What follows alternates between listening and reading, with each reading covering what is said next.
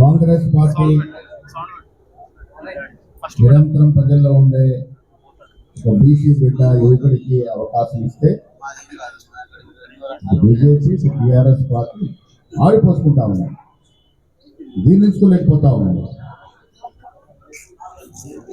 Majority ప్రజలు కోరుకున్న అభ్యర్థిని కాంగ్రెస్ పార్టీకి నిలిపింది.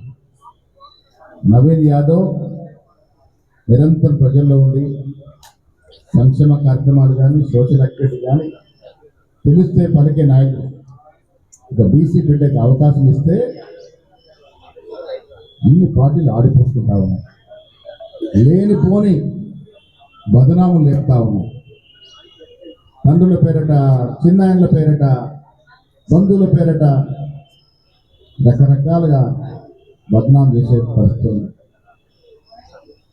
ఇలా కేసీఆర్ గారు అంటే నాకు గౌరవం, కానీ కేసీఆర్ గారు ఒకప్పుడు దుబాయ్ రాజాగా పేరు ఉంది. నాకు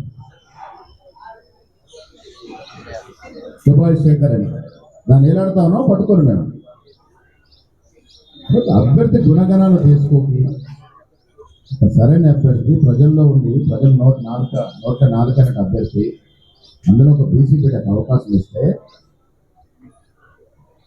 రకరకాలుగా బదనాం చేసే ప్రయత్నం.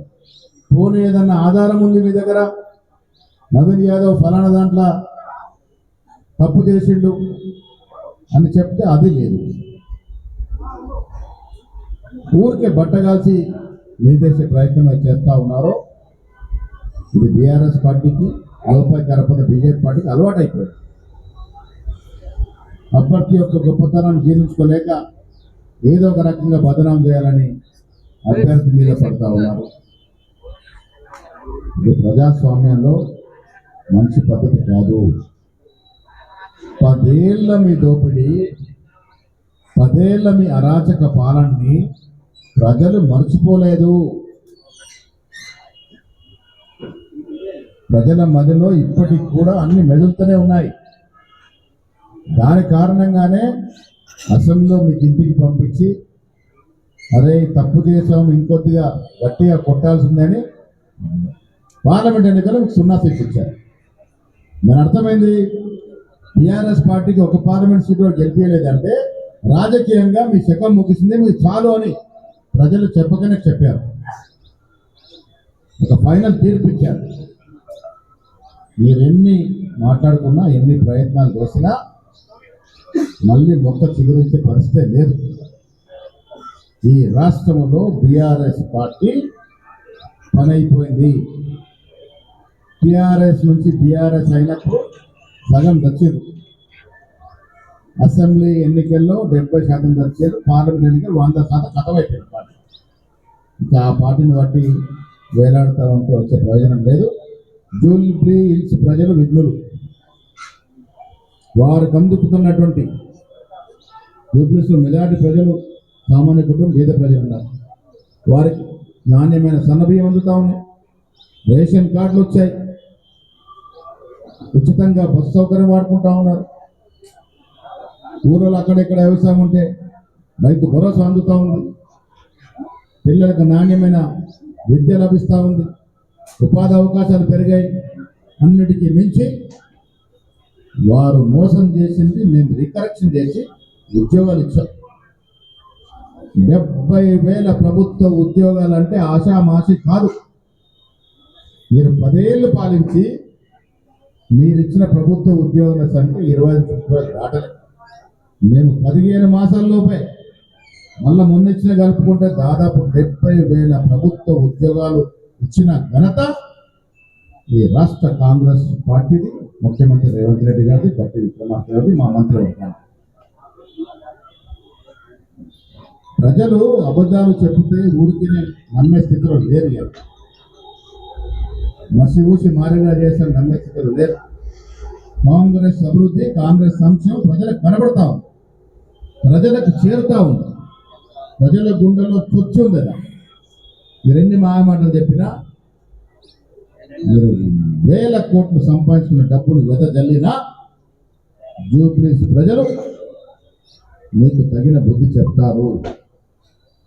జూబ్లీస్ ప్రజలకి అభివృద్ధి కావాలి, పక్క నియోజకవర్గాల్లో జరుగుతున్న అభివృద్ధితో పాటు పోటీ పడాలని, మరిన్ని ఉద్యోగాలు వారి పిల్లలకు తెచ్చుకోవాలని, సన్న బియ్యం రుచికరణ బియ్యం ఆస్వాదించాలని, ఉచిత కరెంటు పొందాలని, ఉచిత బస్ సౌకర్యం వాడుకోవాలని తపనలో జూబ్లీస్ ప్రజలు ఉన్నారు. కాబట్టి ఇవన్నీ ఇస్తున్నటువంటి కాంగ్రెస్ పార్టీని పరిపూర్ణంగా ఆదరిస్తారని చెప్పడంలో ఏమాత్రం అతిశక్తి కాదు. డెఫినెట్ గా మా బీసీ బిడ్డ యువకుడు ప్రజలతో సత్సంబంధాలు కలిగి రేపు పిలిస్తే పలికే నాయకుడు, ఫోన్ చేస్తే ఇంటికి చేరుకునే నాయకుడు.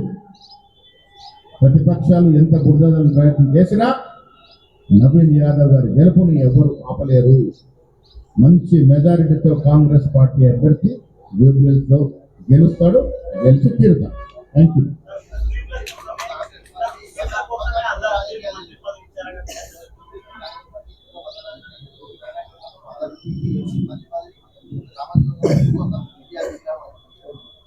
ఎన్టీఆర్ విగ్రహం అనేది ఎన్టీ రామారావు, నాకు తెలిసి ఎన్టీ రామారావు కులం లేదు, మతం లేదు. చాలా మంది ప్రజల గుండెల్లో ఆయన శ్రీకృష్ణుడు, శ్రీరాముడు. అలాంటి వ్యక్తిని ఆదరిస్తే కూడా నొప్పైతే మరి వాళ్ళు కూడా ఆలోచించుకోవాలి. అజరుద్దీన్ క్యాబినెట్ లో బర్త్ అనేది 4 మాసాలుగా చర్చల్లో ఉంది. అది కూడా బాధ అయిపోయాయి. సరే, బీజేపీ ఏదో రోజు పొద్దున్న లేస్తే ముస్లిం పేరు రాజకీయం చేస్తారు. మరి గతంలో ముస్లిం సపోర్ట్ పొందిన బీఆర్ఎస్ పార్టీకి నొప్పి ఏంటి? ఒక్క మాట అడుగుతుంది, ఒక మైనారిటీకి మంత్రి పదవి ఇచ్చారు, మంచి పని చేసిన మాట వరుసతో అనగలుగుతున్నారా? అంటే వీళ్ళిద్దరి యొక్క ఎజెండా ఒకటే. ఇరు పార్టీలు కూడా ఎజెండా ఒకటే నడుస్తూ ఉన్నారు. దీన్ని ప్రజలు అర్థం చేసుకోవాల్సిన అవసరం ఉన్నది. అజరుద్దీన్ కిషన్ రెడ్డి గారు అన్నారు. కిషన్ రెడ్డి గారు కేంద్ర మంత్రి, క్యాబినెట్ మంత్రిగా ఉన్నారు. వారిని మీ ద్వారా నేను సవినయంగా అడుగుతా ఉన్నాను, దేశద్రోహి దేశభక్తికి ఉన్న తేడా ఏంటి? ఒకసారి వారు స్పష్టం చేయాలి. బీజేపీకి ఓటేసిన ప్రతి పౌరుడు దేశభక్తుడు.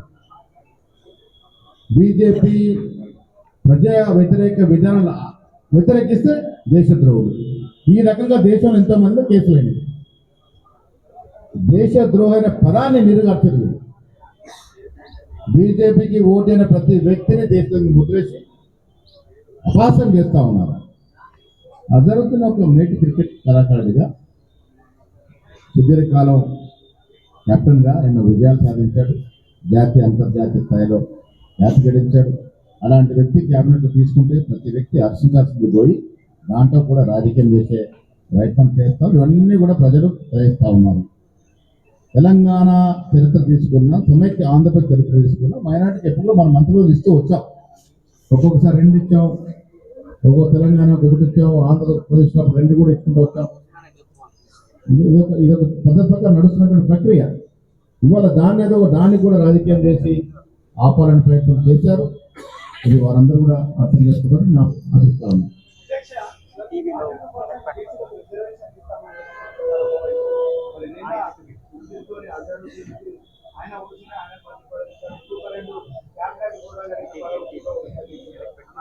అజరుద్దీన్ గారు బీసీ కేటగిరీలో వస్తారు.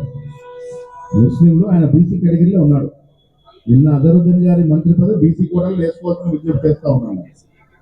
బీసీఈ కేటగిరీలో వస్తారు. సుదర్శన్ రెడ్డి గారు అపార అనుభవం ఉన్నటువంటి 4 సార్లు ఎమ్మెల్యేగా చేస్తున్నారు. వారి అనుభవాన్ని సంక్షేమ పథకాల్లో ఉపయోగించుకునే ఉద్దేశంతో వారిని అడ్వైజర్ వేయడం జరిగింది. ప్రేమ్ సాగర్ రావు గారు ఉమ్మడి ఆదిలాబాద్లో కాంగ్రెస్ పార్టీని 20 ఏళ్ళుగా కాపాడుకుంటూ వస్తూ ఉన్నారు.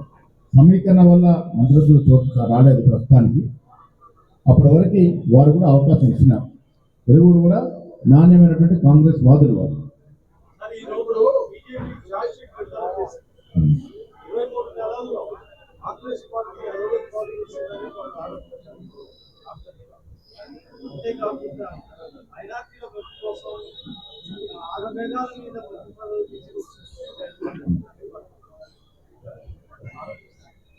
బీజేపీ ఇచ్చిన ఛార్జ్షీట్ ని ప్రజలు విశిష్టమని అనుకుంటారు, కాంప్లైంట్ లాగా చూస్తారు.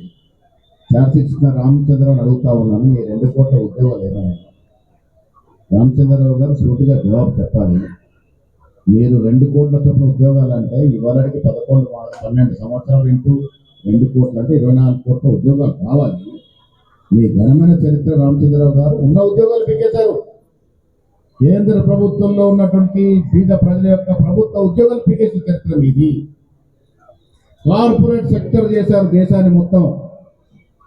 పబ్లిక్ సెక్టర్ యూనిట్లు ఎన్ని అమ్మేశారు, ఎన్ని కుదబెట్టారు, ఎన్ని డైల్యూట్ చేశారో ఒక్కసారి రామచంద్రరావు గారు తెలుసుకోవాల్సిన అవసరం ఉన్నది. బీజేపీ ఛార్జ్షీట్ ఏది కూడా పేదవానికి మేలు చేసే ఛార్జ్షీట్ కావు. మతపరమైన ఛార్జ్షీట్ మేము నమ్మము. ఆ ఛార్జ్షీట్ అసలు వాల్యూ లేదు.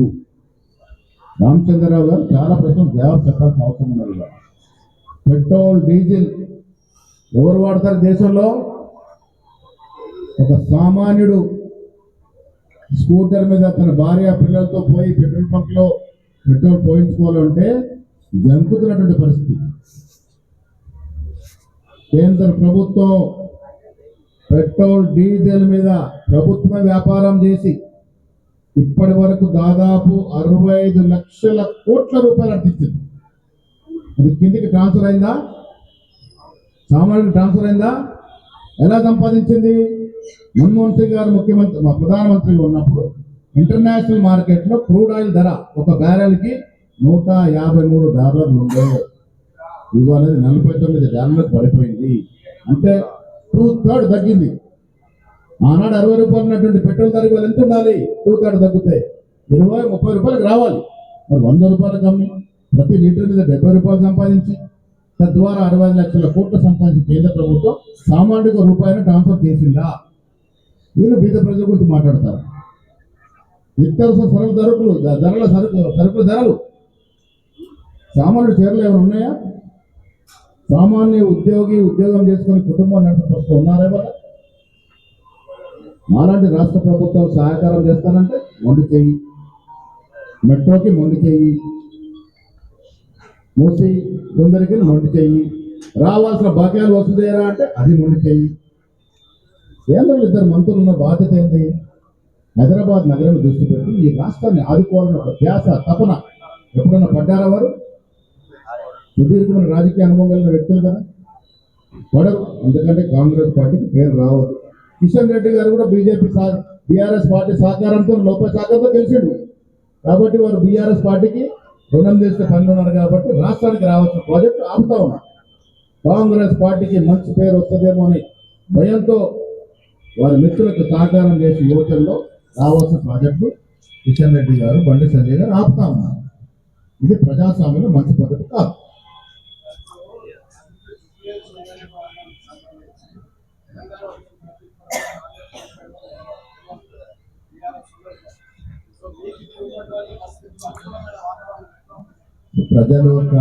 ప్రజల ఆలోచనలు ప్రభుత్వ పనితీరుని బట్టి మారుతూ ఉన్నాయి. కంటోన్మెంట్ కూడా మేము దాదాపుగా టీడీపీ గెలవలే. అది ఎందుకు గెలిచాం? కాంగ్రెస్ ప్రభుత్వం వచ్చిన తర్వాత ఇస్తున్న సంక్షేమం అభివృద్ధి దాన్ని దృష్టిలో పెట్టుకొని ప్రజల యొక్క మంచి గెలిచారు. ఇవాళ ఇక్కడ కూడా 2 అంశాల మీద మేము మంచి మేడత గెలుస్తాం. ఒకటి, అభ్యర్థులు చూస్తున్నప్పుడు మేట్ అయిన అభ్యర్థి, సీట్ అయిన అభ్యర్థి కాంగ్రెస్ అభ్యర్థి. రెండవది, కాంగ్రెస్ పార్టీ ఇచ్చిన అభివృద్ధి సంక్షేమం యూపీఎస్ ప్రజలకు కూడా కావాలి కాబట్టి మేము మంచి మేడత గెలుస్తాం.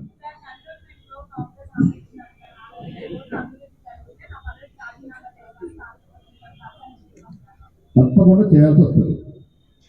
లెక్కలు వేసుకొని తీద్దాం. 4,000 కోట్లకి రూపకల్పన జరిగింది. చూసుకుందాం, లెక్కలు తీసుకుందాం. శ్రీనివాస్ యాదవ్ గారు చెప్తాం, లెక్కలు తీసుకుందాం. లెక్కలు తీసుకుంటే వాస్తవాలు తెలుస్తాయి. 4,000 కోట్ల రూపాయలకి ముఖ్యమంత్రి చెప్పినట్టుగా రూపకల్పన జరిగింది. పనులు ఎట్లా జరుగుతాయి? 4,000 కోట్లను ఇవాళ తీసుకొచ్చి 3 సరుకులు పెట్టారు. రూపకల్పన చేశారు. 4,000 కోట్ల రూపాయల పనులు జరుగుతాయి. జూబ్లీస్ కూడా, జూబ్లీస్ పేరు గొప్పది, జూబ్లీస్ పక్కన ఉంటుంది. ఆ జూబ్లీస్ లాగా అక్కడ ఉన్నటువంటి డెవలప్మెంట్ ఇక్కడ తీసుకొచ్చే ప్రయత్నం ముఖ్యమంత్రి గారు చేస్తారు, మా నవీన్ యాదవ్ గారు చేస్తారు.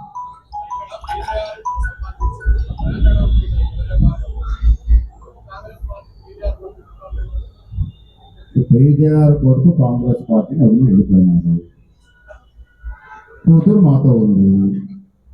పీజేఆర్ ఆత్మ మాతో ఉంది. పీజేఆర్ ఆత్మ కాంగ్రెస్ పార్టీ ఆత్మ. పీజేఆర్ జీవిత కాలంలో ఎప్పుడు పార్టీ మారలే. చిన్న స్థాయి నుంచి సిఎల్పి నాయకుడు వరకు నేను కూడా చాలా దగ్గరగా ఫాలో అయ్యాను. 99లో నాకు సీట్ రావడం చాలా కష్టపడ్డాడు సిఎల్పి లీడర్గా. వారి ఆత్మ కాంగ్రెస్ పార్టీ ఆత్మ. పీజేఆర్ మీద అభిమాన ప్రతి వ్యక్తి చేతి గుర్తుకే ఓటేస్తారు తప్ప వేరే గుర్తుకు వేసే పరిస్థితి ఉండదు. వారి కూతురు విజయారెడ్డి గారు ఆర్మిషలు నవీన్ యాదవ్ కోసం కష్టపడతా ఉన్నారు, తిరుగుతూ ఉన్నారు. పీజేఆర్ యొక్క లెగసీని ఆవిడ వాడవాడలో తీసుకెళ్తా ఉన్నారు. పీజేఆర్ మీద ప్రేమ ఉన్న ప్రతి వ్యక్తి కాంగ్రెస్ పార్టీకే ఓటేస్తారు, చేతి గుర్తుకే ఓటేస్తారు.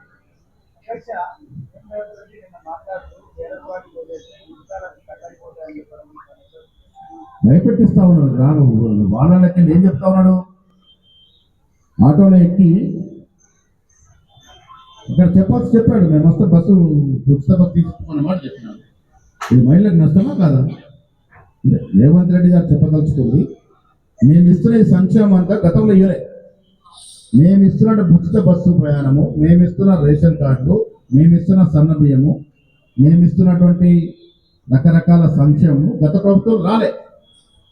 అంటే వాళ్ళు ఏమంటున్నారు, తిరోగమనం. మీరు కాంగ్రెస్ పార్టీకి ఓటేస్తే ఇవన్నీ పోతాయని భయపడిస్తున్నారు. ఇస్తుందే మేమైతే వారు వస్తే పోతాయనేటువంటి భయం మాకుంది. వారేదో భయపడే ప్రయత్నం చేస్తా ఉన్నారు.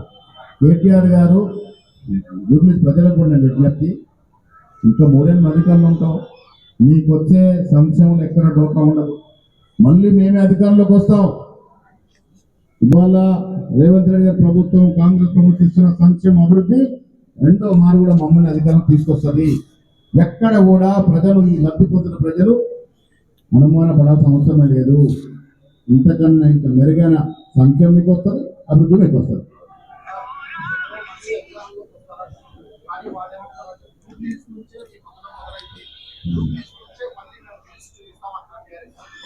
గెలిచే లేదు, సత్యం లేదు. ప్రతి వ్యక్తికి దింపుడు కల్లా ఆశ ఉంటుంది. ఏదో ఆశలో బతుకుతా ఉన్నారు. కేటీఆర్ యొక్క నిర్వాహకం చూడడం వల్ల జూబ్లీస్ ప్రజలు జూబ్లీస్ లో కొన్ని వాస్తవాలు మాట్లాడుకుంటే కొంత బాధ కలగచ్చు. కానీ 10 ఏళ్ల బీఆర్ఎస్ హయాంలో జూబ్లీస్ అన్నిటికీ అడ్డగా ఉండింది. అన్ని చెడు కార్యక్రమాలకి యువత పక్కదారి పెట్టడానికి, యువతకి చెడ్డ అలవాట్లు చేయడంలో జూబ్లీస్ నియోజకవర్గం అడ్డగా ఉండింది. 10 ఏళ్ల నిర్వాహకం. ఇలా జూబ్లీస్ అంటే ప్రపంచ స్థాయి కీర్తి తీసుకొచ్చి ప్రక్షాళన చేసి ఈ దురవాట్లు, ఈ చెడ్డ అలవాట్లను కూడా పక్కకు తప్పించి